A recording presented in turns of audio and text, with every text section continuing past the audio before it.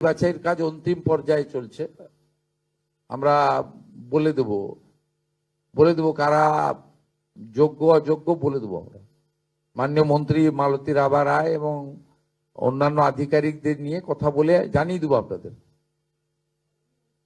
আগেই বলেছি 17 তারিখ থেকে যোগ্য লোকেরা টাকা পাবেন, কোনো অসুবিধার কারণ নেই। আপনার আগের সরকার 500 টাকা দিতে ক মাস লাগিয়েছিল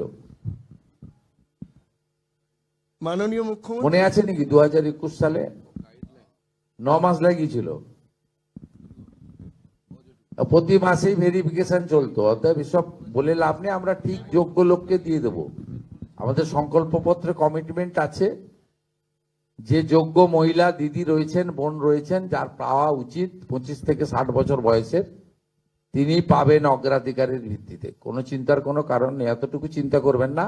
আমরা জুন মাসে 28 লক্ষ মহিলাকে দিয়েছি, আমরা জুলাই মাসে 1,19 লক্ষ মহিলাকে দিয়েছি।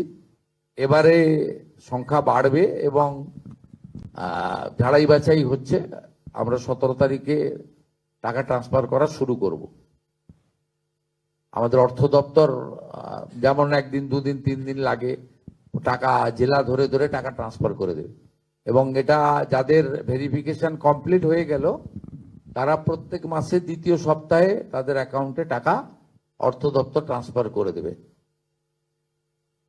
আমার মনে হয় যারা পাবেন তাদের থেকেও আপনাদের চিন্তা একটু বেশি মনে হচ্ছে। Thank you.